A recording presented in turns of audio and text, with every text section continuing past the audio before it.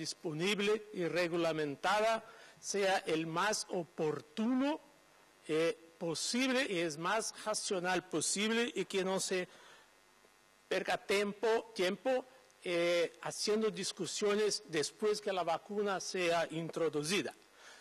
Voy a hablar un tiempo muy corto sobre la situación actual de las vacunas de dengue y qué son las perspectivas y los problemas para una vacuna, para el empleo de una vacuna de dengue. Tiene que lembrar que el dengue es causado por 4 virus. Note bien que no estoy hablando de 4 serotipos, estoy hablando de 4 virus, que son 4 virus distintos. La distancia, la diferencia que hay entre dengue 1, 2, 3 y 4 es más larga que la diferencia que uno de los virus de dengue con otros flavivirus como encefalitis japonesa, fiebre amarilla o mesmo la encefalitis transmitida por garrapatas. Lembramos también que la infección por un tipo de dengue, un virus de dengue, confiere protección cruzada por 6 meses, mas después solamente protección homotípica contra el mismo virus que ha causado la infección. Una cosa que también sabemos que la protección contra un tipo, un virus, dura toda la vida. Hay evidencias muy claras de que la protección es por toda la vida. Y sabemos también que tenemos vacunas contra otros flavivirus como fiebre amarilla, que nosotros acá en América conocemos bien, encefalitis japonesa, encefalitis transmitidas por garrapatos. La búsqueda por una vacuna segura y eficaz contra dengue tiene más de 80 años. Sin embargo, no tenemos hasta hoy, una vacuna eficaz y segura contra el dengue. Una vacuna contra el dengue para uso en salud pública tiene que ser muy segura, muy eficaz y costo efectiva. Distintas abordajes han sido empleadas y son empleadas hasta hoy para el desarrollo de una vacuna contra el dengue. Esta es una cosa muy importante que va a distinguir la vacuna de dengue de las otras vacunas, porque en futuro no muy distante tenemos distintas vacunas, 2, 3 vacunas, mas que serán muy distintas entre sí. Son métodos, abordajes tecnológicas muy diferentes. Por lo tanto, son las vacunas de virus atenuados, quiméricas, antígenos recombinantes, prácticamente todas las abordajes que han sido atentadas con vacunas como un todo, están siendo empleadas para la vacuna contra el dengue.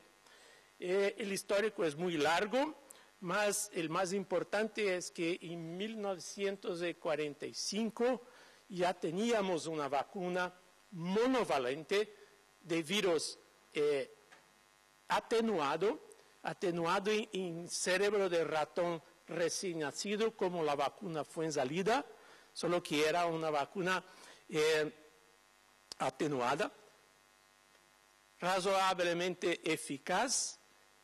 Sin embargo, era con muchas reacciones, mas era una vacuna para el ejército, no era un problema tan grande, y tenía también restos de tejido nervioso. Por lo tanto, durante los años 60 e incluso los años 70, se continuaron estudios de laboratorio y clínicos con cepas atenuadas por el método clásico de pasajes sucesivas en ratón o en cultivo de tejidos.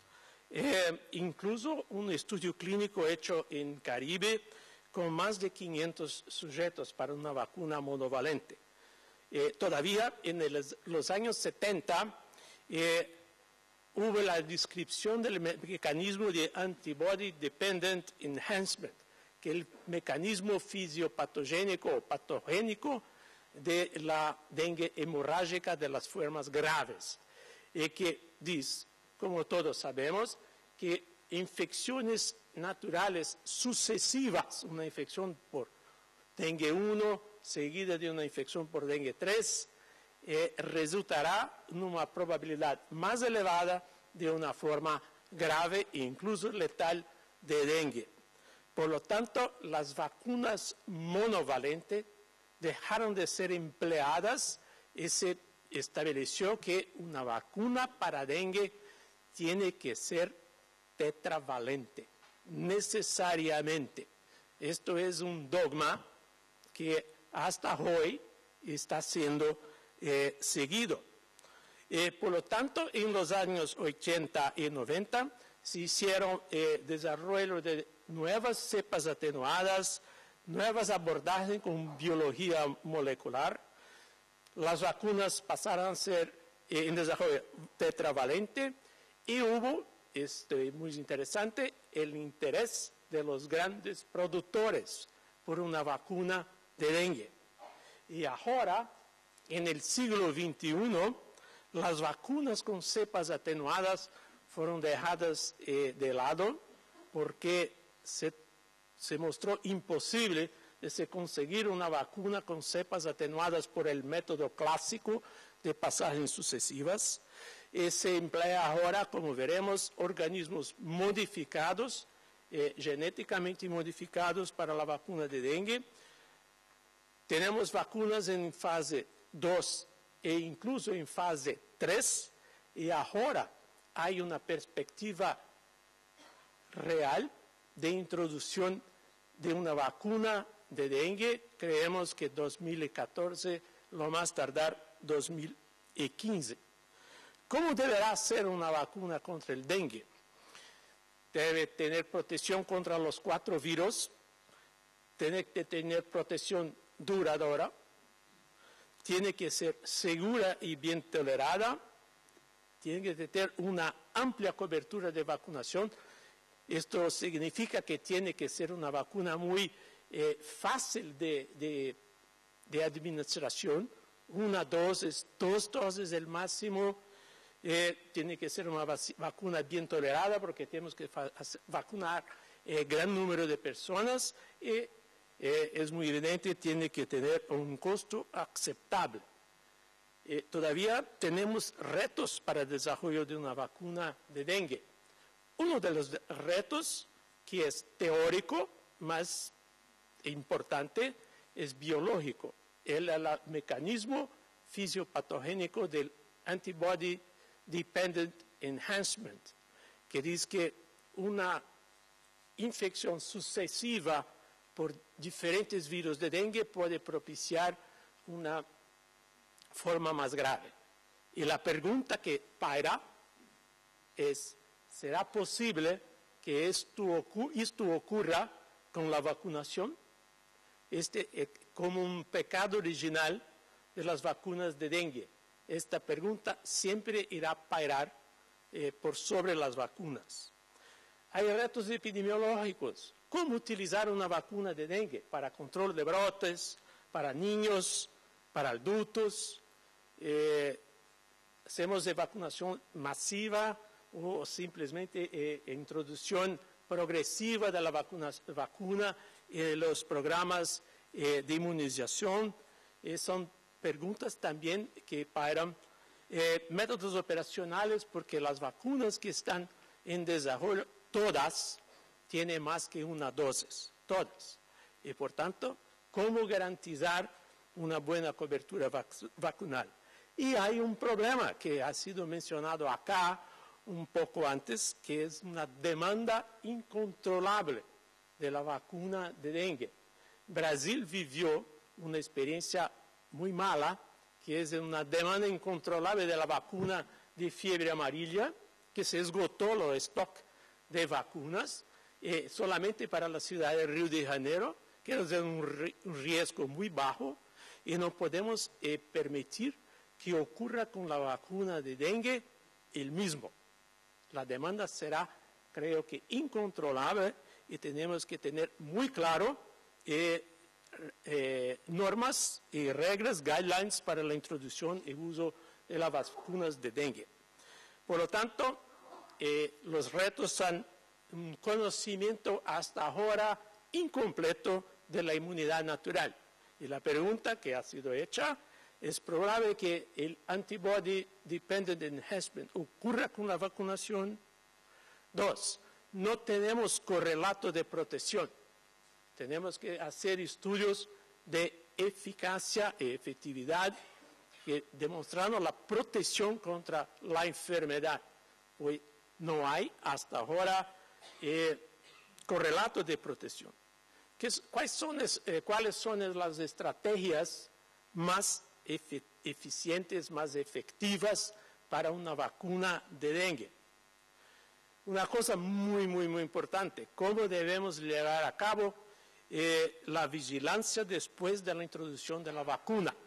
Habrá siempre problemas de seguridad, siempre cuestiones de efectividad, y por lo tanto hay que adaptar los programas de vigilancia de vacunas, vigilancia de enfermedad, y los programas de seguridad de vacunas tienen que ser cambiados y adaptados a la vacuna de dengue. ¿Por qué? Porque los problemas de seguridad de vacuna casi siempre son de corta duración, 1 mes, 2 meses, 3 meses al máximo. Con dengue, que hay el problema del antibody disease enhancement, nosotros tendremos que hacer una vigilancia a largo plazo. ¿Por qué? Porque si una persona es vacunada hoy y en 4 o 5 años tiene una forma grave de dengue, ¿cómo sabremos si esto es un problema de seguridad de la vacuna que se fue determinado por la vacuna o si simplemente o solamente un fallo vacunal? ¿Qué son las vacunas en desarrollo? Hay muchas. Como le dice, las vacunas de virus atenuados. Las primeras fueron los virus propagados en cerebros de ratón recién nacido, que no se utiliza más. Virus propagados y atenuados por pasaje sucesiva en cultivos celular. Estas vacunas están en segundo plano. Los virus recombinantes atenuados por ingeniería genética. Estas vacunas están en desarrollo, están en fase 1, es de la vacuna del NIH de los Estados Unidos, que está siendo desarrollada por Butantan en Brasil y por el Laboratorio Público de Vietnam. Los virus quiméricos por ingeniería genética, que es la vacuna del laboratorio Sanofi Pasteur, que es la vacuna en estadio más adelantado. Las vacunas inactivadas, solamente virus inactivados por métodos, en virus enteros inactivados, que es la vacuna que está siendo desarrollada por GSK en conjunto con Biomanguinhos. Esta vacuna está en fase preclínica. Las vacunas de subunidades, semejantes en principio a las vacunas de hepatitis B, que es la vacuna que era del Hawaii Biotech y ahora está siendo desarrollada por Merck, que está en estadio preclínico y va a hacer en breve los estudios de fase 1. Las vacunas de ADN, vacunas de vectores virales, esto tenemos en miles de biotechs pequeñas que están desarrollando vacunas de dengue, todas en estadio preclínico. Este es solo un diagrama para mostrar los diferentes tipos de vacunas de dengue que se han desarrollado y como dice previamente, esto será un problema incluso para las agencias regulatorias porque cada vacuna de dengue será una vacuna distinta, diferente, con métodos e incluso con aplicaciones diferentes. Una será mejor para uso rutinario, una otra quizás será mejor para uso control de brotes. Por lo tanto, tenemos acá las vacunas quiméricas, como dice, son las vacunas que están en estadio más adelantado. Y después tenemos las vacunas genéticamente modificadas, las vacunas genéticamente modificadas y por pasaje sucesiva que no se utilizan más, y tenemos las vacunas recombinantes. Esto tenemos las vacunas que estaban en desarrollo más adelantado en 2009. Presten atención que incluso está como GSK teniendo una vacuna de virus atenuado. Esto está en segundo plano ahora. Y ahora tenemos la situación actual de desarrollo clínico de las vacunas, que son las vacunas quiméricas de virus atenuado. Hasta 30 de junio de este año, si uno adentraba el clinicaltrials.gov, se encuentra 44 ensayos vacunales clínicos de vacunas de dengue, todos esos en estadios diferentes, desde 1 hasta 3, mas son 44. Este número es un número muy grande. Si bien que tenemos la perspectiva de que 2014, 2015 tenemos la primera vacuna contra el dengue, creo que los años que se suceden, en 8 años tenemos tal vez 3 vacunas, por así más. Creo que tenemos también muchas generaciones de vacunas de dengue. Este es solo un ejemplo del genoma de un flavivirus, son todos muy iguales, es el mismo número de virus. La vacuna quimérica sustituye los dos antígenos que son que tienen responsabilidad de producir los antígenos de superficie que son importantes en la inmunogenicidad del virus y también en su patogenicidad. La vacuna más adelantada, que es la de Sanofi, que es un virus quimérico, utiliza como base, como plataforma, el virus vacunal de la fiebre amarilla, el 17DD, y sustituye estos dos genes por genes del virus de dengue. Por lo tanto, es una vacuna quimérica, pero no es una quimérica única, una quimera única. Son 4 distintas quimeras, una para dengue 1, una para dengue 2, una para dengue 3, una para dengue 4. Esta es la vacuna que hasta ahora está en estadio más adelantado.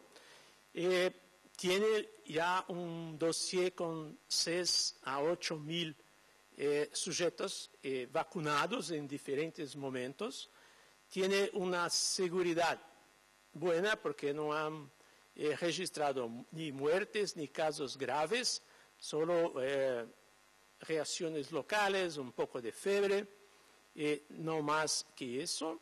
Se cree que tiene evidencias que la vacuna protege porque el productor ha invertido una cantidad muy grande de dinero, ha construido una planta. Todavía este es un problema porque la planta tiene la capacidad de 100 millones de dosis al año. Son 3 dosis. Una dosis, 6 meses después de la segunda dosis, 1 año después de la tercera dosis. Por lo tanto, es posible con la producción de 1 año se vacunar 33 millones de personas. Si solamente 2 países importantes, población grande con dengue, Brasil e Indonesia, juntos tiene 400 millones de personas, si quieren vacunar 1/3 de su población, o ya están consumiendo todas las vacunas del mundo, están con problema. Por lo tanto, es una obligación de todos tener una discusión muy racional de cómo vamos a emplear las vacunas de dengue. Por lo tanto, quiero solo hacer unas consideraciones finales, que hay diferentes, distintos enfoques para el desarrollo de las vacunas contra el dengue. En breve tenemos distintos tipos de vacunas de dengue. El entusiasmo con las vacunas atenuadas se esfrió y ahora las vacunas quiméricas son las más adelantadas en desarrollo. Por lo tanto, creo que en los próximos años, por unos 3, 4, tal vez 5 años, sea el único productor con vacuna registrada. ¿Qué hacer, por lo tanto?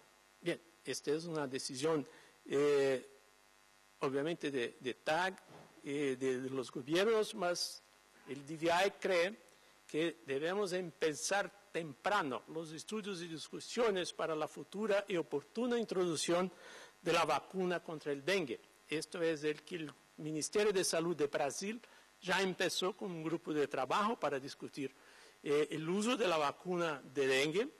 Tenemos que preparar los sitios para la vigilancia post-introducción y debemos garantizar un flujo continuo de informaciones entre los productores y los servicios de salud pública, porque el DVI es de la opinión que los servicios de salud pública, los gobiernos, deben tomar así la responsabilidad de plantear a los productores qué son sus necesidades y sus problemas con las vacunas de dengue. Por lo tanto, hay mucho que hacer para desarrollar un plan para la utilización de la vacuna de dengue. Y diferente de otras vacunas como HIV y neumococo, no podemos pasar un largo tiempo después de la introducción o comercialización de la vacuna antes que la utilicemos en los países que tienen más problemas. Por lo tanto, esto es una síntesis de la situación actual de las vacunas de dengue. Creo que por lo tiempo no será posible hablar de todo, mas creo que la discusión será muy importante. Y más una vez, muchas gracias.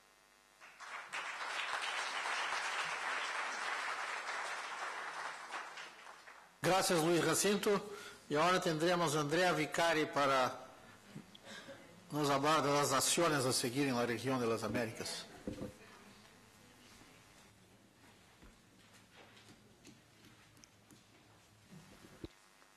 Luis, se puede sentar, yo pienso que hay un sitio acá en la mesa de la frente, al final, para el periodo de discusión. Muchas gracias. Yo quisiera dar esta presentación también en nombre del doctor José Luis San Martín. Él es el asesor regional del programa de dengue. Entonces, claramente, la vacuna vendría de toda manera enmarcándose también en un trabajo regional de la OPS que se ha venido llevando desde varios años, de hecho. Esta lámina básicamente muestra que lo que ha sido el aumento de países con alta incidencia de dengue en los últimos 30 años. Entonces, también, a pesar de esto, de varios esfuerzos que se han hecho para contrarrestar este aumento, digamos, de lo que es la carga del dengue.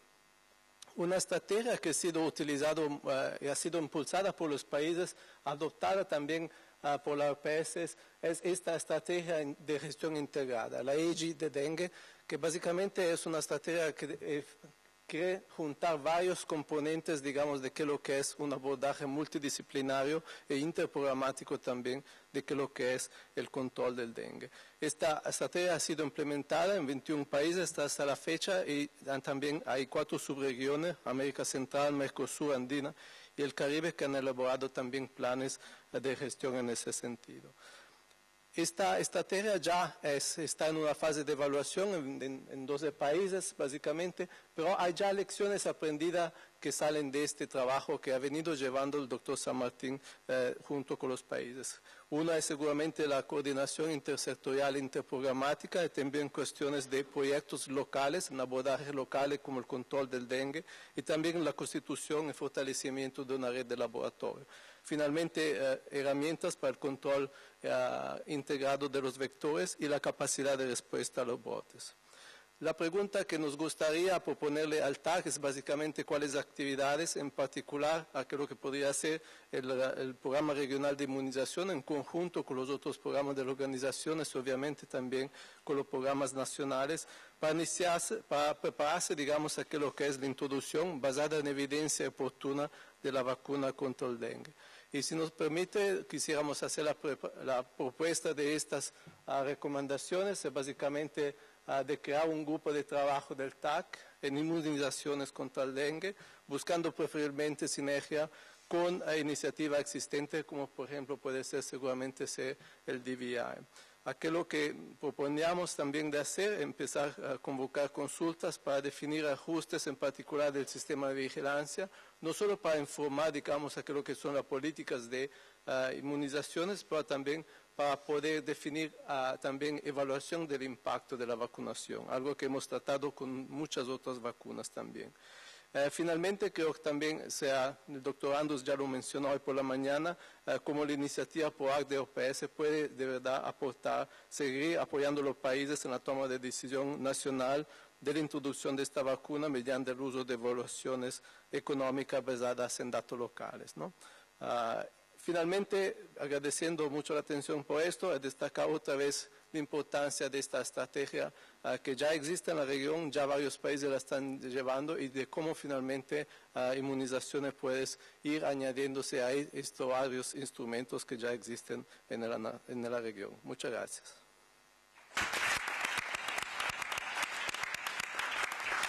Gracias, Andrea, y gracias, Luis, por las presentaciones. Está abierto para discusión. Los miembros del TAG.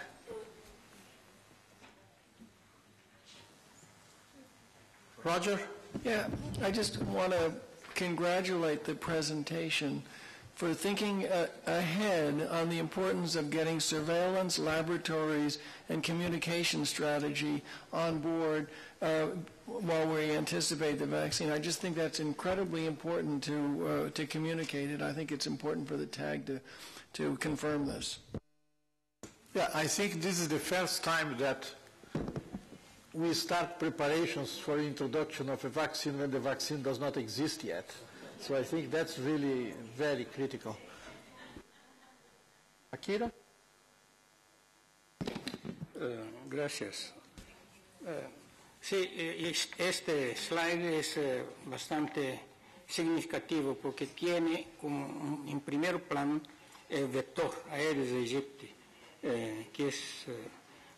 espero que dentro de esta estrategia de gestión integrada de prevención y control del dengue tenga también un espacio para trabajar en la cuestión de control y diseminación de vector de dengue y fiebre amarilla urbana, que es Aedes aegypti. Yo he visto en su tabla ahí de Andrea que estaba ahí control, pero yo creo que merece un capítulo bastante específico, porque una cosa que nosotros en Brasil estamos sintiendo es que está disminuyendo, tiene muy pocas personas que entienden y trabaja con los vectores, biología de vectores y todo más. No tiene, parece que desapareció o está desapareciendo interés por esta área y es una cosa absolutamente importante.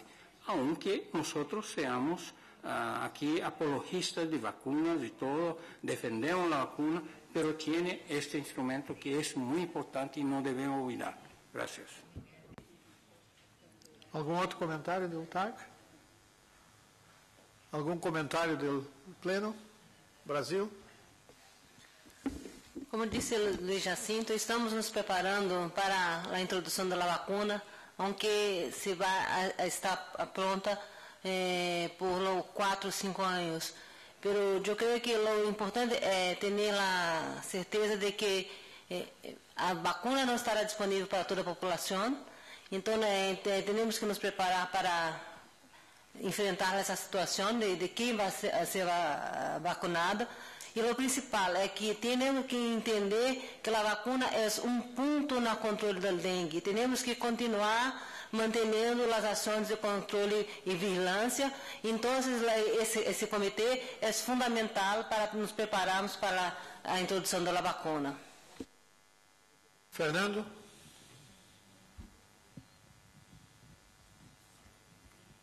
Fernando de la Hoz, de la Universidad Nacional de Colombia. Sí, yo creo que indudablemente es un gran avance que finalmente se esté ya en las etapas finales de una vacuna contra el dengue, pero con el panorama que presentaba el doctor Luis, de que posiblemente por varios años no va a haber suficiente vacuna para vacunar a todo el mundo, quizás una de las primeras cosas que habría que hacer es definir cuál sería el objetivo de esa vacunación en los primeros estadios, quizás pensando en usarla con una estrategia parecida a la que se ha usado por muchos años con la influenza estacional, que es básicamente identificación de regiones, por ejemplo, donde hay alta incidencia de dengue hemorrágico y de muertes por dengue hemorrágico. Brandon? Brandon Flannery Pajo in Brazil.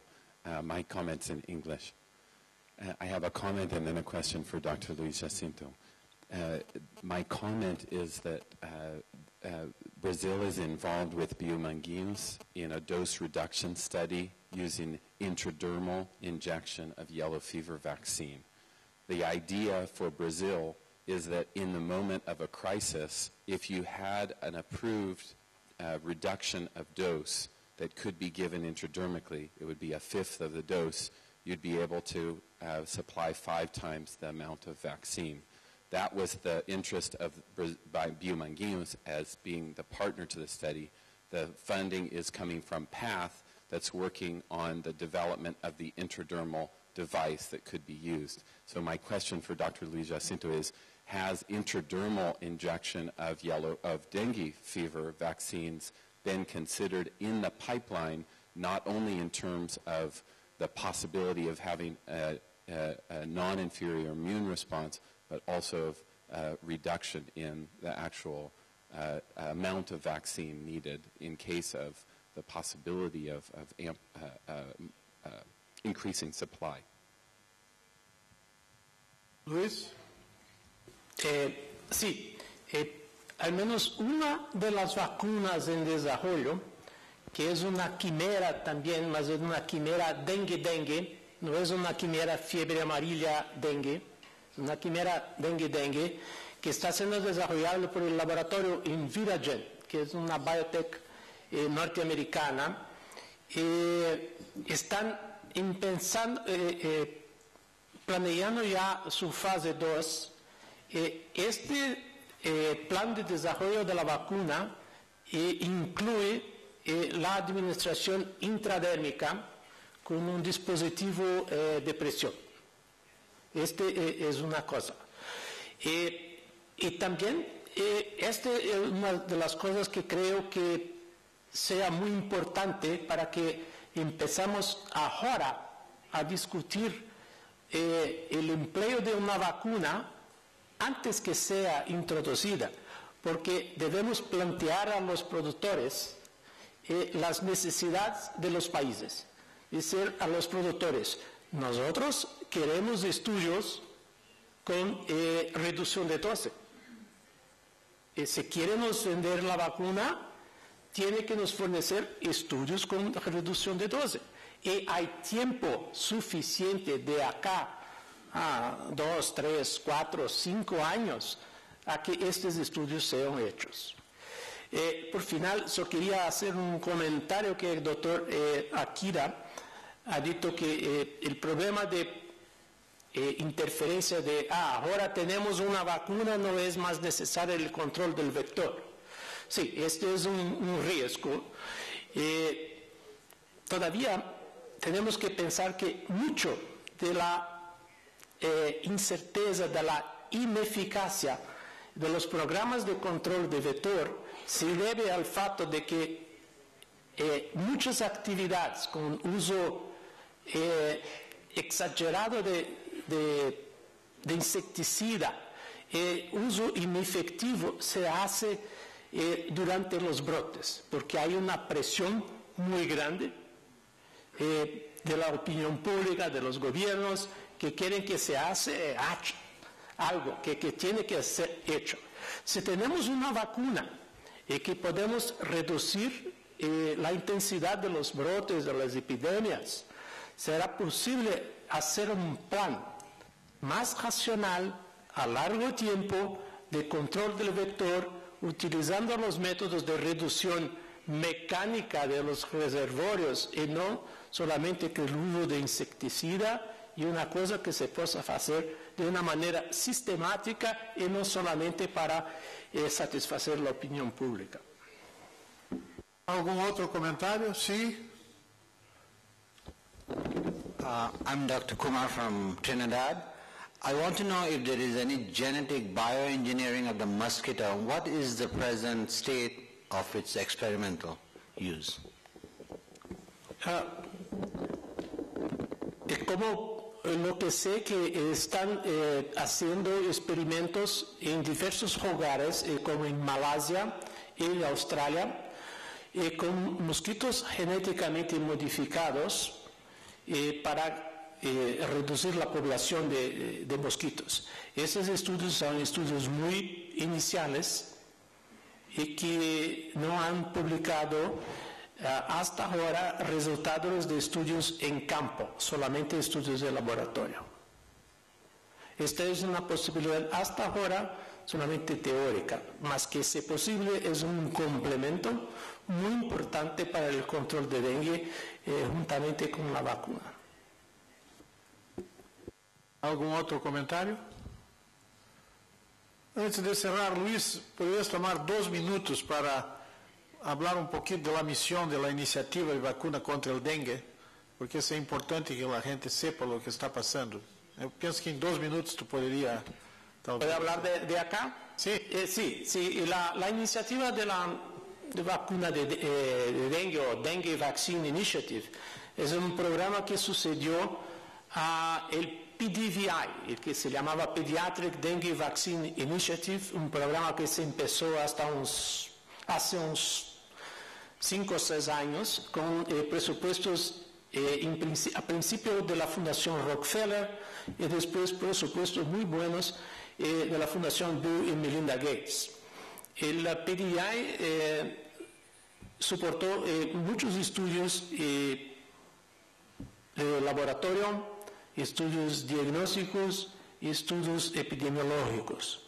Ha sido muchos prevencido lagunas que había en desarrollo de vacunas.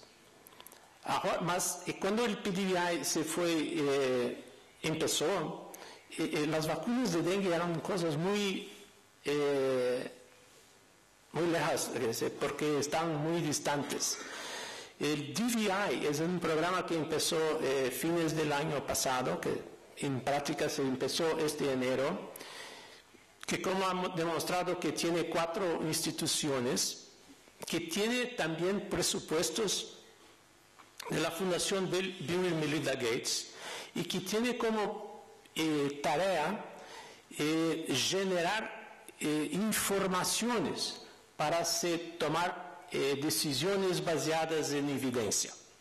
Son estudios macroeconómicos, microeconómicos, estudios epidemiológicos que estamos haciendo en Colombia, Tailandia, estudios microeconómicos que estamos haciendo en Colombia, Tailandia, Vietnam, también estudios económicos de otra naturaleza en Brasil, y también estudios de policy and access que están haciendo en diferentes partes, e incluso el soporte de programas de modelos matemáticos que están haciendo en conjunto con una iniciativa que empezó el año pasado con la Organización Mundial de Salud, que ha hecho una reunión con todos los modeladores matemáticos en dengue, y que creemos que tal vez este año o a principios del otro año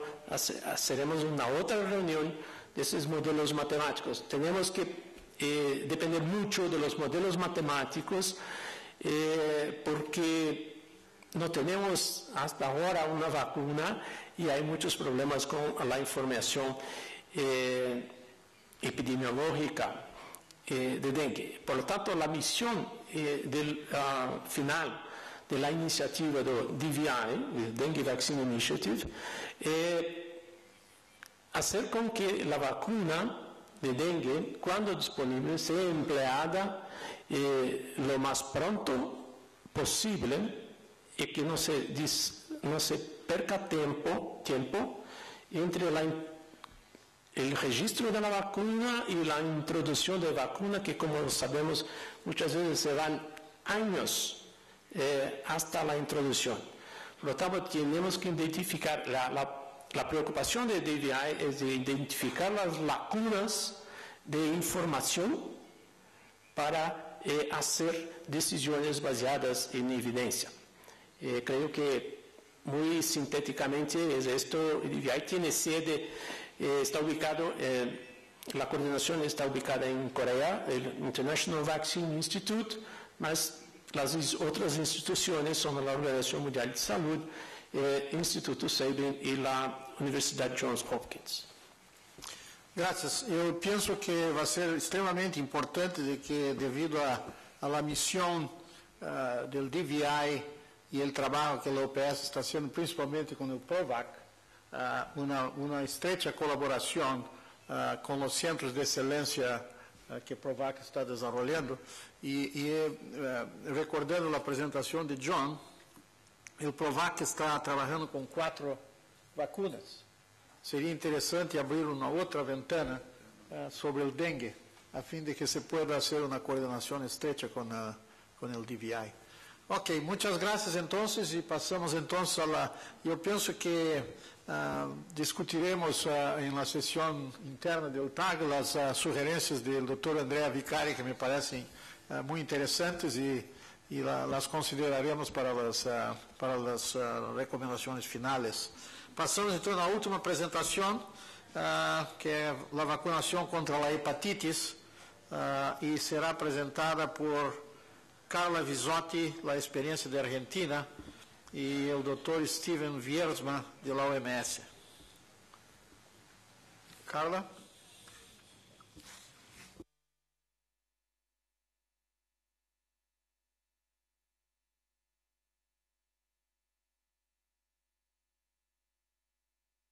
Buenas tardes, muchas gracias. A los miembros del TAG especialmente por permitirnos compartir esta experiencia. Para nosotros es muy importante poder conocer la opinión de la región y mostrarles, aunque sea datos preliminares muy concretos y brevemente. En 2005, Argentina estaba en una situación de una endemicidad para la hepatitis A intermedia alta, con una heterogeneidad importante dentro del mismo territorio. Cuando vemos la tasa de notificación de las hepatitis A y sin especificar de la región, nosotros estábamos con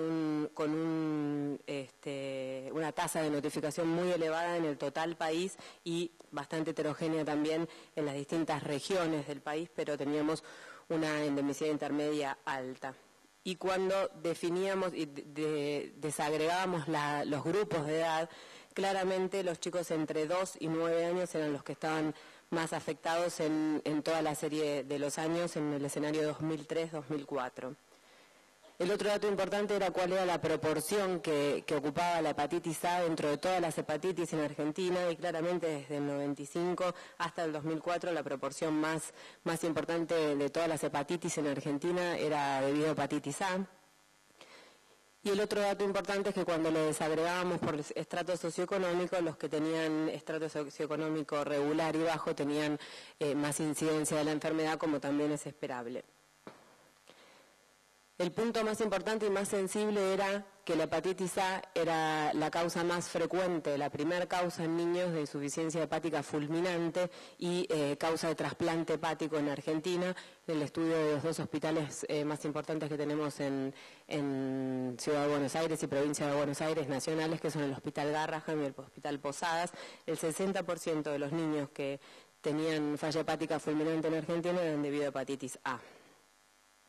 En ese momento, en Argentina tuvimos una situación bastante crítica en relación a los medios de comunicación y al temor de la población y a la preocupación del personal de salud y las sociedades científicas. Por lo tanto, se generó una reunión con la Sociedad Argentina de Pediatría, las sociedades científicas, el Ministerio de Salud, y se presentó un documento al ministro de una propuesta de necesidad de vacunación universal contra hepatitis A, en una situación económica y un precio de la dosis de la vacuna de hepatitis A que era más elevado que en la actualidad. Y teniendo en cuenta 3 o 4 aspectos, Argentina tomó una decisión y avanzamos en ese sentido. Teniendo en cuenta que una sola dosis de hepatitis A genera una respuesta inmune muy elevada a los 30 días, que teníamos experiencia en el mundo y en Argentina especialmente con el uso de vacuna de hepatitis A en el control de brotes epidémicos, bloqueando la transmisión, y que había una amplia circulación viral en Argentina que podía hacer las veces del refuerzo ante un contacto con el virus de la hepatitis en un niño que tenía una dosis de vacuna. Teníamos algunas certezas y muchas incertidumbres, teníamos un claro impacto en la disminución de los costos, teníamos la idea de que la segunda dosis tenía como función la persistencia de anticuerpos y la amplia circulación, viral podía facilitar esta acción actuando como refuerzo natural, y esta amplia experiencia que contábamos en el manejo de los brotes. Y por supuesto que Argentina iba a ser el primer país en el mundo que iba a implementar esta estrategia, y nos preguntábamos qué iba a pasar cuando disminuyera la circulación viral en relación a este refuerzo natural. Así fue que se tomó esta decisión que en acuerdo con las sociedades científicas y con el compromiso del Ministerio de Salud de la Nación de generar estudios que pudieran dar un seguimiento a esta experiencia y monitorearla como para ir tomando decisiones en tiempo oportuno. El 30 de junio del año 2005 se introduce una monodosis de vacuna de hepatitis A a calendario nacional, siendo la vacuna gratuita y obligatoria a todos los niños al año de edad junto con la vacuna triple viral. Las coberturas de vacunación desde el mediados del año 2005 a la actualidad fueron desde el principio muy elevadas y se sostuvieron de manera muy elevada. Fue una vacuna que tuvo mucha demanda y los pediatras la indican mucho. Y en esta diapositiva vemos la disminución de los casos desde el año 2005, que a mediados del año, como decíamos recién, se incorporó la vacunación con un impacto dramático en la disminución de los casos de hepatitis A, para haber pasado desde más o menos arriba de 40.000 en el año 2004 a 329 con una tasa de 0,08 en Argentina para el año 2010. Y cuando vemos la disminución y el impacto que tuvo esta intervención, es homogénea en todas las regiones del país, independientemente de la tasa de prevalencia que tenían previamente. El impacto también fue dramático en todas las regiones del país. La vacuna se incorporó en forma homogénea con altas coberturas de vacunación en todo el país. Cuando analizamos los números de casos de hepatitis A en función de los grupos de edades, desde el año 2000 hasta el año 2010, claramente vemos la disminución en todos los grupos de edades por el efecto rebaño que tiene la vacuna, pero el impacto más importante es en los chicos de 5 a 9 años y en los chicos entre 0 y 4, o sea que que es la población vacunada y el efecto rebaño directo que tiene la vacunación. El otro punto importante que nosotros analizamos fue la proporción en función de todos los casos notificados de las edades. Entonces, también al ver que desde el año 2000 al 2010 el descenso, como veíamos en la diapositiva anterior, es principalmente en función de los chicos de 0 a 9 años, pero teniendo en cuenta la N, acá arriba se ve perfecto, digamos, la N, digamos que acá tenemos 40.000 casos en 2004 y 319 en el año 2010, la proporción fue aumentando. Las personas de mayor edad, se dio una transición a las personas de mayor edad, pero con un impacto en el número de los casos en absolutamente todas las edades de manera muy, muy importante. Y lo que mostraba el doctor Dios, que el viceministro esta mañana, es el impacto más grande que tuvimos desde la introducción de la vacuna en la disminución del trasplante hepático causado por hepatitis A en Argentina, y desde marzo del año 2007 Argentina no tiene trasplantes hepáticos causados por hepatitis A. Para esto nosotros estuvimos trabajando con un comité asesor de hepatitis virales en la generación de evidencia para poder demostrar si esta estrategia es efectiva o no y poder compartirla con la región y con el mundo, porque ningún país está usando esta estrategia. Y definimos 2 protocolos que están en curso en relación a la evaluación de la circulación viral de hepatitis A en nuestro país y a la seroprevalencia de anticuerpos en los niños en los que se implementó la vacunación con una sola dosis. Está participando 5 centros de todo el país, de áreas con mayor endemicidad y con menor endemicidad en el año 2005 y con datos previos a la introducción de la vacuna para poder compararlos, en Tucumán, en Ciudad de Buenos Aires, en Provincia de Buenos Aires y en la provincia de Santa Fe. Y en relación al primer estudio de circulación viral, el objetivo específico es estimar la seroprevalencia de anticuerpos de hepatitis A en los niños de 12 meses justo antes de inmunizarlos, que reciba la vacuna con la vacuna contra la hepatitis A. El objetivo es una N de 500 y la fecha que estimamos se finalizará va a ser en septiembre de este año. Y sabemos que los resultados son muy preliminares, pero no queríamos dejar de compartirlos porque la verdad que para nosotros son muy impactantes y la realidad también es que nos abren más preguntas que respuestas, pero por lo menos sabemos para dónde marchamos.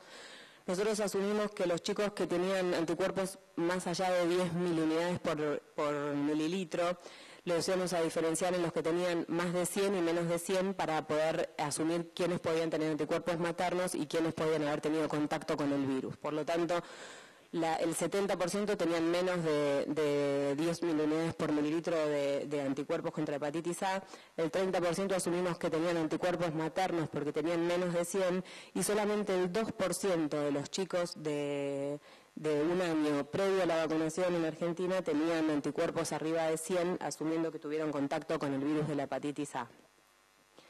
En relación a la seroprevalencia de anticuerpos contra hepatitis A luego de la implementación de la vacunación universal en Argentina, nuestro objetivo era estimar la seroprevalencia de anticuerpos en niños de 4 o 5 años que hayan recibido una sola dosis documentada por carnet, si no se los excluía por carnet de vacunación, al año de edad y medir los anticuerpos que tenían 4 o 5 años después de la intervención. La N que asumimos llegar es 1.250 y también esperamos terminar en septiembre.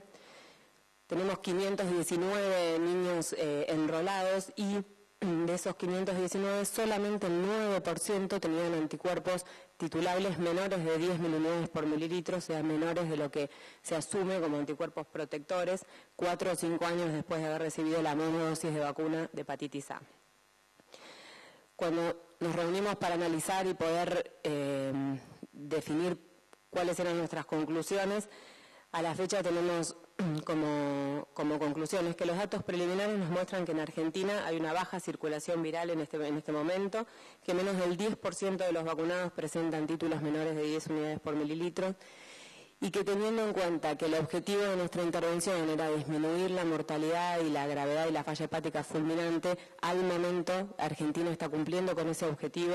Estamos demostrando que con una dosis de hepatitis A por ahora tenemos resultados satisfactorios. Si nosotros podemos sostener la vigilancia y fortalecer la vigilancia de hepatitis A para agregar a estos datos serológicos y a estos estudios de investigación, seguramente le podremos dar mucho más fuerza a esta recomendación. Por lo tanto, por ahora, analizando los datos de vigilancia epidemiológica, de laboratorio y los estudios muy preliminares de datos locales, continuaremos con el esquema de una dosis única de vacuna contra hepatitis A en el calendario nacional y la idea es poder seguir generando evidencias, compartirlas con la región y poder ver si entre todos podemos tener una recomendación sólida en relación a los esquemas de hepatitis A en el mundo. Muchas gracias.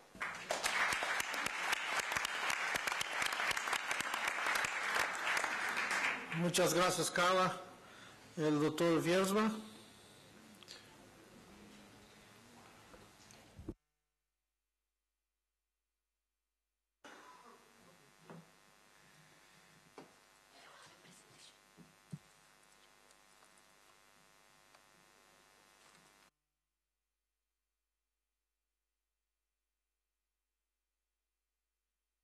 Good afternoon. Thank you to PAHO and to the TAG for your kind introduction to talk to you this afternoon. I'd like to talk to you briefly about two vaccine-preventable diseases, hepatitis A and a short update on hepatitis B. As you can see, there aren't many countries globally that are using hepatitis A in their schedules, and we're very inspired by the work that was just presented by Argentina, and I think it's really precipitated a lot of work that we've done at HQ to try to catch up, frankly, with a number of countries and with the increasing demand for this very safe and effective vaccine. So we provided a number of new tools that we think will be very useful for decision making as countries increasingly look at adding this vaccine to an already busy schedule. The most recent is the immunologic basis of immunization module on hepatitis A. I believe it's module 18 now, and that was just recently published. It took a very thorough look at this vaccine from an immunologic basis, as well looked at some new vaccines that we didn't know very much about, including Chinese live attenuated vaccines, which are quite interesting. Aren't used outside of China yet, but maybe in the future. In addition, this particular document looked at single dose of hepatitis A vaccine as well and provided some very useful information on that use. In addition, we're involved in the larger Gates-funded Global Burden of Disease study, which includes, for the first time, global burden of disease estimates for hepatitis A. And part of that work, we conducted a systematic review of the seroprevalence markers for hepatitis A virus infection throughout the world by GBD region, age, and sex, and that was published in 2010. As many of you know, there is a real paradox with hepatitis A, and it's sad in a way. The better job we do with improving water and sanitation in our countries, the more at risk we find our populations for hepatitis A infection. And what we saw in this particular systematic review is that there is a decreasing incidence of infection between the two time points we were asked to look at, 1990 and 2005. But this was associated with, of course, increased susceptibility among our populations. We are doing some modeling of those prevalence estimates and looking at the primary sequelae both of asymptomatic mild infection as well as symptomatic infection, different disease states, and fulminant liver disease as well, especially since we learned how important that was to the decision-making process in Argentina. The document that I just showed you that is on the WHO website showed the whole range of situations from the very traditional, I don't know if I have the very traditional kind of high endemic situation seen on the left side through what we're seeing in a lot of this region with the transition to intermediate and then also some low endemicity states. We categorized population seroprevalence and the data sources that were available, and we did that by GBD region. But you can see for the Caribbean and for some different parts of this region, kind of the results of that study. And what we did see was a lot of transition, a lot of rapid transition. We produced some new maps.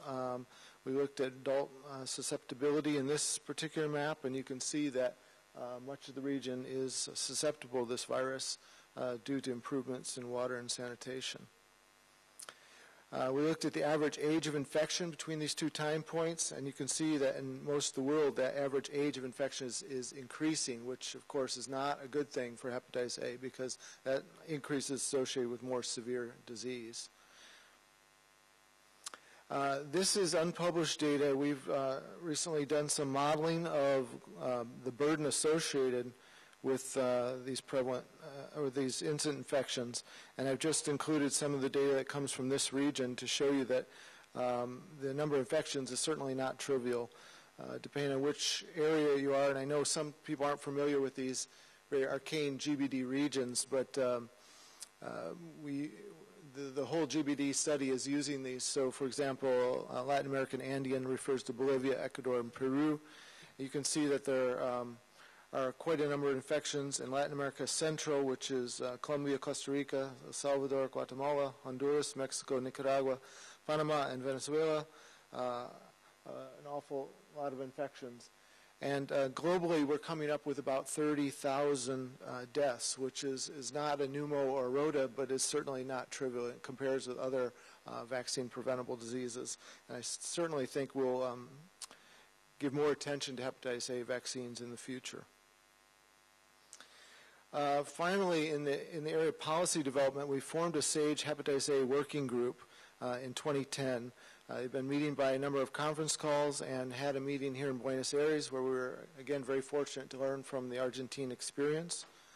The idea is that this working group will present to the SAGE later this year, and you can see the members there.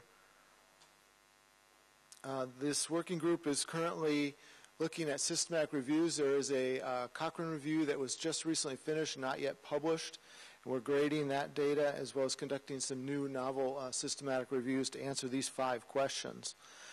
We have the overall questions about how well the vaccine performs, both in kind of a pre- and post-exposure setting. We want to look at the population impact of hepatitis A vaccines, as well as long-term protection issues.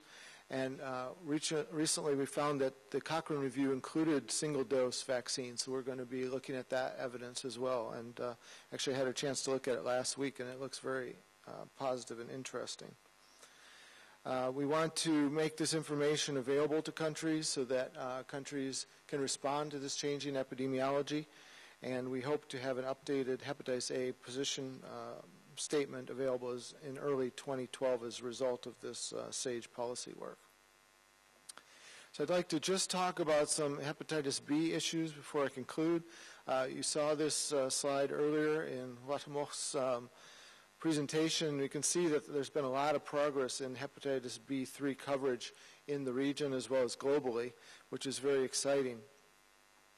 There were some new policy statements made in a 2009 revision to the hepatitis B position statement. The first one was that all regions and associated countries should develop goals for hepatitis B virus control appropriate to their epidemiologic situations. We said that these control goals are essential for regions and countries, especially with intermediate or high endemicity or with significant subpopulations of those. We said that serologic surveys of hepatitis B surface antigen should serve as the primary tool to measure the impact of immunization and achievement of control goals, supplemented by acute disease surveillance and mortality data. Further, we went on to a great departure from our previous statement and said that now all infants should receive the first dose of hepatitis B as soon as possible, preferably within 24 hours after birth, and this should be followed by either 2 or 3 additional doses to complete the series. We said that to accomplish this, immunization programs should work closely with maternal and child health programs to promote the administration of the birth dose. And the SAGE said that the timely delivery of the hepatitis B birth dose should be a performance measure for all immunization programs, mainly because it's working outside the traditional EPI. We're doing it in a very different environment. This is data from Susan Goldstein, who's here. She did some modeling work several years back and showed that adding the birth dose in high and low endemicity settings could have a major impact. It's not just the prevention of perinatal transmission. We're also talking about early horizontal transmission that occurs before the first dose is given. We know that first doses in many countries are given as early as 6 weeks, but they can be much delayed as well. So this really maximizes the efficacy of an already highly effective vaccine. So what we really have here is the baseline data on how many countries have introduced the birth dose. So you can see that considering there was no recommendation for global introduction of birth dose, that's a pretty flat and low uptake of birth dose. We've been tracking coverage. We know the coverage data is not the best since countries haven't been very focused on this indicator. But you can see in the Americas that coverage has been estimated at about 36% for the birth dose, and globally only 26%. So clearly implementing this new policy and scaling up the birth dose remains a major challenge.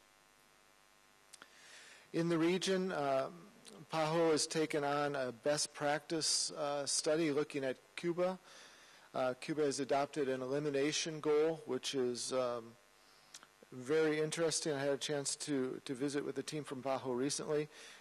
They, along with other countries, including the United States, have showed the proof of concept for elimination of hepatitis B virus transmission, although defining that as a goal remains a little bit elusive. I think Cuba has done a very good job in looking at protected cohorts, and by the year 2010, they have protected most of people under 30 years of age in that setting.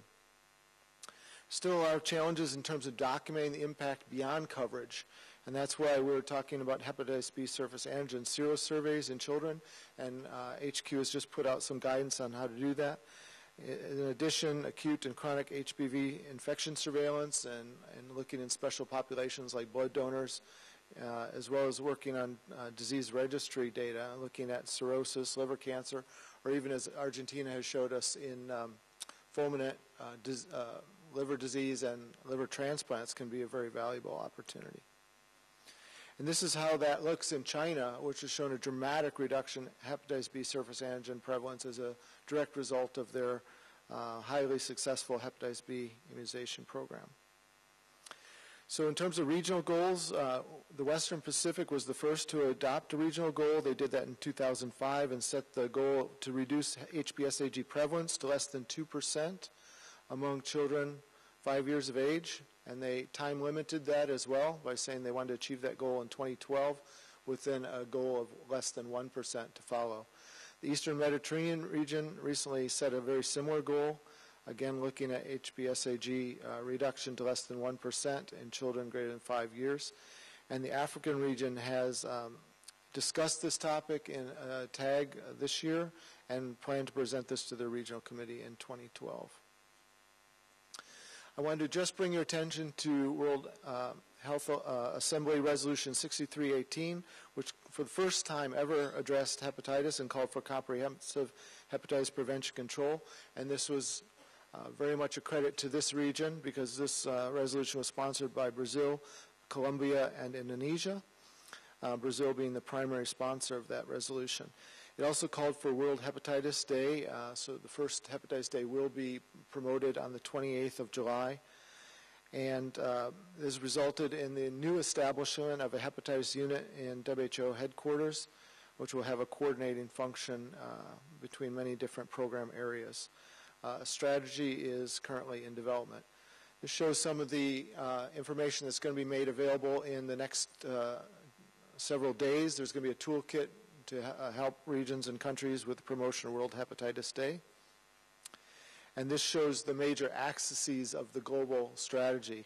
The key points here are that we're going to have an area of partnership, resource mobilization, communication, prevention, data for policy and action, and something that's really been missing from the global program is a new focus on screening, care, and treatment for the hundreds of millions that are infected chronically with hepatitis B and C. So I'd like to thank you.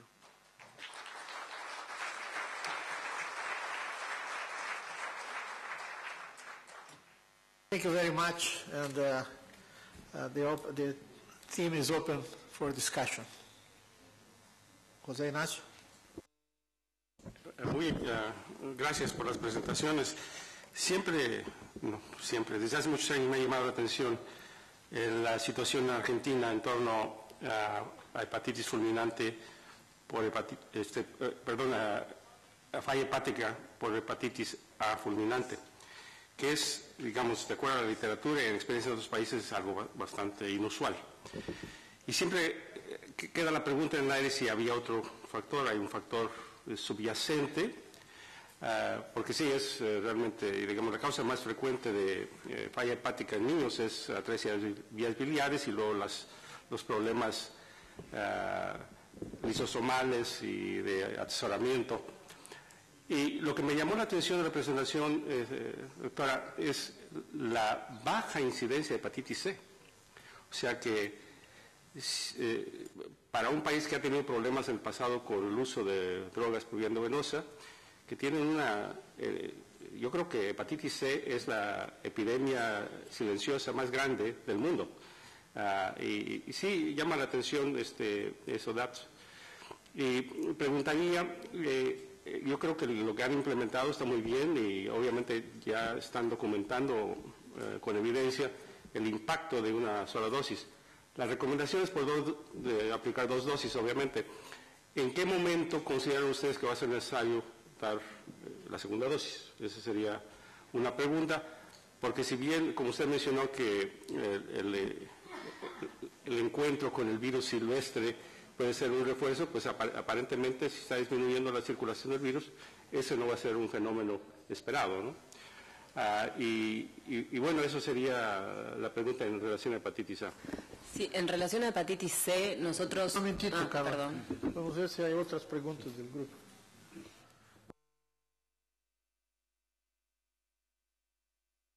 Ok, adelante. Perdón.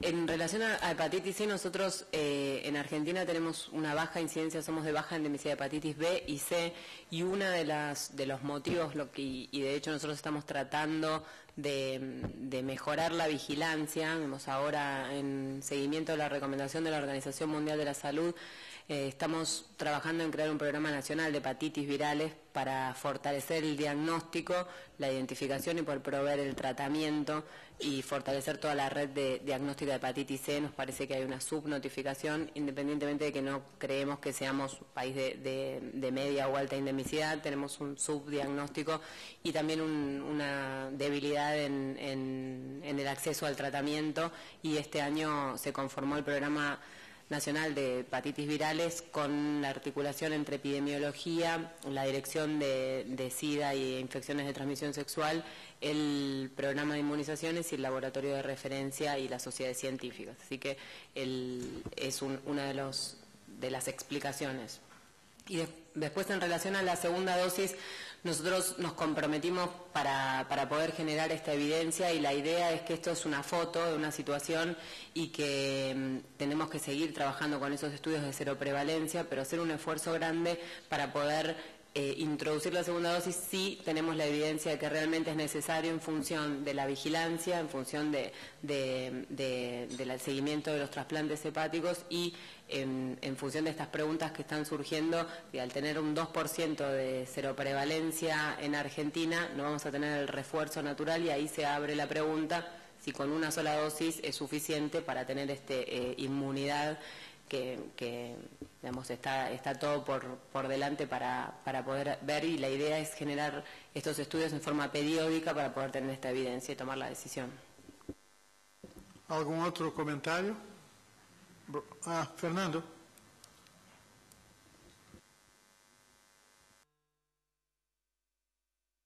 Era para hacer un comentario sobre el hecho de que el Ministerio de la Protección Social de Colombia realizó un estudio de costo-efectividad y de carga de enfermedad de la infección por hepatitis A en Colombia y de la introducción de la vacuna. En esto fue apoyado por los 2 centros de excelencia de PROVAC de Colombia, y resultó que la vacunación contra hepatitis A, usando una dosis, como en el caso de Argentina, era costo ahorrativa, derivado principalmente del hecho de que los costos de los trasplantes hepáticos son muy altos. Si se usaran 2 dosis, era incluso más costo efectiva que la de rotavirus o que la de neumococo, cualquiera de estas, solo que obviamente el Comité Nacional de Prácticas de Inmunización prefirió introducir las otras vacunas por su impacto en la mortalidad infantil, dado que la hepatitis A no tiene, digamos, mucho que ver con esto. Pero sin embargo, Bogotá, la capital que tiene 8 millones de habitantes, que es casi un país, decidió introducir la vacunación con una sola dosis. 2 años después, los brotes se han reducido casi en un 70%, a pesar de que solo ha vacunado menores de 1 año, 2 cohortes de menores de 1 año.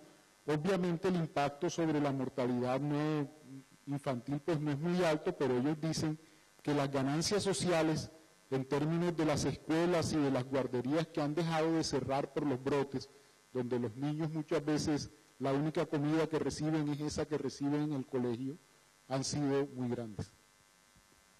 Akira. Gracias. Es que la pregunta que gustaría hacer hace tiene relación con la presentación del doctor, que muestra, tiene números de vacunación de Latinoamérica muy bajos, vacunación neonatal muy bajo. Y con esos números jamás podemos pensar en discutir algo como eliminación de hepatitis B, como está colocado en Estados Unidos y Cuba incluso, ¿no? Entonces, me gustaría saber con la persona focal de hepatitis, de OPS, si tiene alguna iniciativa o un trabajo para volver a buscar una cobertura vacunal de niños a una tasa que sea adecuada para conseguir discutir, ¿no?, eliminación o cosas así en un futuro próximo. Gracias. Aquí, por lo que entendí, los datos mostrados por el doctor Viernes es la cobertura de vacunación en el recién nacido. Sí. O sea, la vacunación con la hepatitis B que está combinada con la pentavalente es bastante elevada, igual a la DPT, pero tal vez Alba María podría hacer un comentario. Yo estoy acá. Sí, gracias por la clarificación. El informe que presentó el doctor Wiersma es sobre dosis de recién nacido con hepatitis B. Tenemos 13 países en la región usando ya esta vacuna en el recién nacido. Con relación a la hepatitis B, las Américas introdujeron la vacuna en los 90 y a excepción de Haití, la mayoría está usando pentavalente y algunas otras combinaciones, pero tenemos la penta en el esquema. Y lo importante aquí es que la dosis del recién nacido se está recomendando desde el 2009. Ya tenemos 13 países que la están usando y lo importante es promover el uso, la introducción de esta vacuna en el recién nacido y también monitorear las coberturas en esta dosis. Tenemos aproximadamente 10 países que nos reportan la dosis de recién nacido en las tablas del PAI, pero la idea es que una vez que van introduciendo vayamos recibiendo esta información también. Gracias. Gracias. Perú. Sí, un poco un comentario y un aporte con respecto a lo que hemos hecho con hepatitis B en el Perú. En el año 2008 se implementó un plan acelerado de control con la hepatitis B, en donde hicimos una campaña con 3 dosis a una población a una meta de 10 millones de peruanos de 2 a 19 años. Toda vez que ya tenemos incluido en el esquema, se introdujo en ese año también la universalización de la vacunación en hepatitis B en el recién nacido, porque teníamos regiones de alta endemicidad como el delta amazónico. Nuestro país es un país de mediana endemicidad para hepatitis B. Con este plan acelerado del 2008 tuvimos una cobertura de 73%, vacunando un promedio de 7 millones de peruanos de 2 a 19 años. Posterior a ello, en el año 2009, se universalizó el uso de la hepatitis B a toda la población, en el plan quinquenal de lograr al 2015 vacunar el 100% de la población, del total de población del Perú, 29 millones de peruanos. En el año 2009 hemos vacunado 4 millones de personas mayores de 20 años y hemos cerrado la brecha de 2 a 19. El año 2010 hemos vuelto a vacunar 2 millones y medio de personas y este año también se están programando vacunar y así hasta el 2015. En el país se ha implementado un plan nacional para prevención de la hepatitis B y al igual que, como mencioné antes, la vacuna de VPH de los niños con vacuna completa con el meningococo rotavirus, se ha establecido un programa estratégico de prevención de enfermedades transmisibles y dentro de ellas también la hepatitis B tiene asegurado un presupuesto protegido tanto para la vacunación como para el tratamiento y la promoción con respecto a hepatitis B. Gracias. ¿Algún otro aporte? Alba María. Gracias, doctor. Es que no le contesté la segunda parte de la pregunta del doctor Akira con relación a la eliminación y las experiencias en las Américas. Y Steve nos presentaba la experiencia de otras regiones del mundo que están estableciendo metas de prevalencia para control de hepatitis B porque ellos están introduciendo la vacuna recientemente, mientras las Américas introdujo ya hace un buen tiempo la vacuna de hepatitis B. Entonces, la propuesta que tenemos es documentar experiencias exitosas en la región y ver la factibilidad de la eliminación. Entonces, experiencias como Perú o como Cuba, y hay otras experiencias en la región que se pueden revisar en profundidad con un equipo de expertos, que es la propuesta que tenemos para el TAC de solicitarle que nos convoque un grupo de expertos, ojalá presidido por un miembro del TAC, para hacer este estudio en la región y documentar esas experiencias y ver si es posible la posibilidad de eliminación. Hepatitis B ha estado considerada como una de las enfermedades eliminables hace ya bastante tiempo, y entonces creemos que esta es una buena oportunidad para las Américas documentar esta experiencia. Gracias. Gracias. ¿Algún otro aporte? Brendan, wow, you don't miss one, huh? I'm sorry. Short toward the end of the day, it would be very interesting to see a comparison of the cost-effectiveness analysis and the decision-making in Argentina regarding rotavirus compared to hepatitis A. Following up on Fernando's study, I think that I want to congratulate Argentina for the work that's done. A lot of the data can now be done to look at cost-effectiveness of hepatitis A after introduction. It would be interesting from an example of decision-making to see that compared to the exercise that was done with Provac for rotavirus. Thank you. Thank you. Speaking, hablando sobre esse tema, esse trabalho, Carla, foi publicado em algum jornal de peer-reviewed? Todavía no está terminado. La idea es que el 15 de septiembre finalicemos el enrolamiento y ahí poder publicarlo y compartir la experiencia con las conclusiones y el análisis de los datos demográficos de los chicos que fueron enrolados también. Pero eu penso que esses dados que tu apresentaste, principalmente a gráfica, tem que ser publicado imediatamente ou no boletim do PAI da OPS ou em alguma outra publicação, porque tem um poder impressionante. Isso me acordou quando publicamos no boletim do PAI da OPS as gráficas de Chile e de Uruguai, quando introduziram a vacuna contra o Haemophilus influenza type B, which é quase como uma cópia dessa gráfica. E isso motivou muito os outros países a introduzir a vacuna contra o Haemophilus. Ou seja, eu encorajaria que vocês publiquem isso imediatamente. Publicamos. ¿Algún otro aporte? Bueno, son las 6 de la tarde o de la noche, así es que vamos a considerar las sugerencias para las recomendaciones y mañana entonces empezaríamos a las 8 de la mañana acá mismo. Gracias.